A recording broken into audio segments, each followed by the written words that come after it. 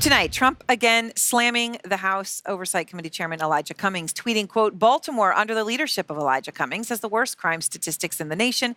25 years of all talk, no action. So tired of listening to the same old bull.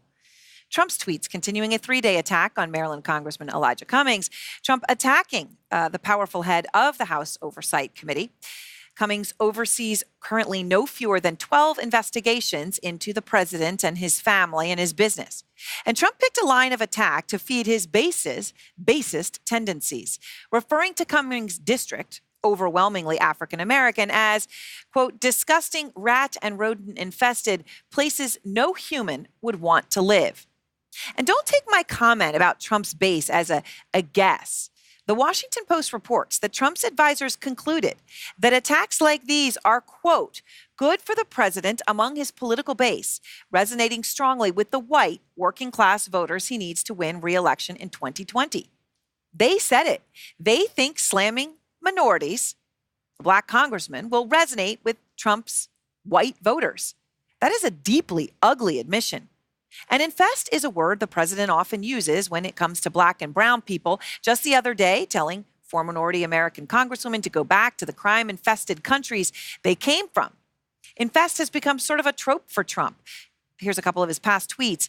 This one, Democrats don't care about crime and want illegal immigrants, no matter how bad they may be, to pour into and infest our country.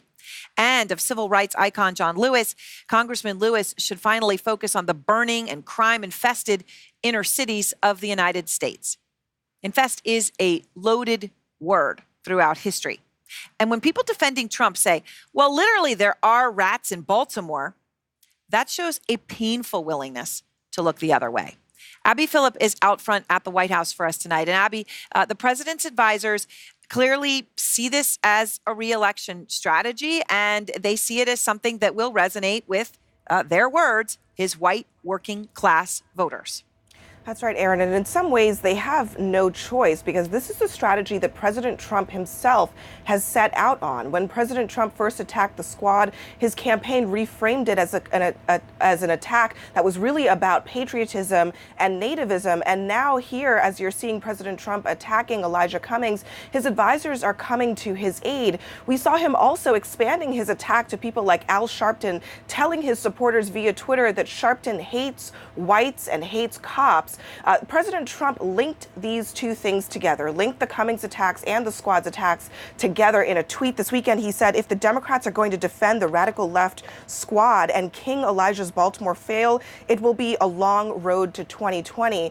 So President Trump is making it plain that this is his path to re-election. But the question is, can they reframe the Cummings attack as some kind of nativist attack that's really about patriotism? That, I think, remains to be seen, Aaron.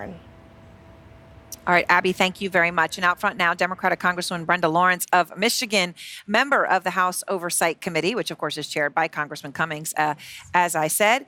And, of course, I'm here with you in person in your state. All right, so you heard the reporting, which I thought was quite profound because it was Team Trump saying that they think that things like this resonate with Trump's white voter base. They said that. They put the word white in there. Mm-hmm. Does it surprise you that they will admit that this racially charged talk they think is effective? You know, if you look through history and times of Jim Crow, times when we were struggling with civil rights movement, there was always this effort to separate white America and black America. It's always been this effort to dehumanize black people. So when you call them infested and you give them titles, they're not as equal. They're not as good. Or you say a place no human would want to live. Exactly. So therefore, if you're living there, you're not human. So I just really don't want America, especially black America, to be sucked into this rabbit hole because this is a deliberate attempt by this president to get us distracted, to start looking at our white neighbor and saying, wait a minute, are you one of those people who think that way about us? In America, we have history, lesson after lesson, where people come together. And this president is really trying to divide this country and suppress the vote. Because if he gets black people to say, oh, this country doesn't care about me, it's no good. Then they don't vote. And they don't vote. All right. So the latest FBI data, so the president is saying, right, that this is actually, let's look at the facts. Yeah. Okay. The latest FBI data shows Baltimore had more homicides than any large American city in 2017. Look, Baltimore has a lot of crime problems, right? We know that. That is a fact. In one of his tweets, Trump writes, quote, "There's nothing racist with saying plainly what most people already know. Dems always play the race card when they're unable to win with the facts. Shame." Your response? The president again. He is the president of the United States of America. Baltimore is a part of the United States of America. If he was a true leader, his comment would be, what can we do to fix this? Even if he felt that Elijah Cummings was not a good leader, what do you offer, sir? As the president of the United States, what have you offered to bring this country together? What have you offered to reduce crime? What have you done to enrich this country? Everything is about dividing, the tax cuts, but then you don't want to raise the minimum wage to $15 so that all ships can rise and everyone could take part of the American dream. So I'm trying, you were at Michael Cohen's hearing back in February. Yes, I was I was. part of the committee. And there was a moment there that I thought was I don't know, it was something poignant about this moment. Cummings defended Republican Congressman Mark Meadows, who, of Yes. course, is a big Trump supporter. Meadows was essentially called racist because he brought one African-American woman out and said, look, here she is. This proves Michael Cohen's wrong. President Trump isn't a racist. Which was ignorant. So it was ignorant. Yes. Yet Cummings, the committee chairman, jumped in to defend Mark Meadows, his friend. And I just wanted to play that moment. You're one of my best friends. I know that shocks a lot of people. And likewise, Mr. Chairman. But you are. And I could see and feel your pain. I feel it. I have not forgotten that moment because I thought that was a moment where you could say someone, Elijah Cummings, who's leading these investigations, Mark Meadows, who is completely on the other side and pro-Trump, that they can say they're one of the best friends and defend, and Cummings defended Meadows.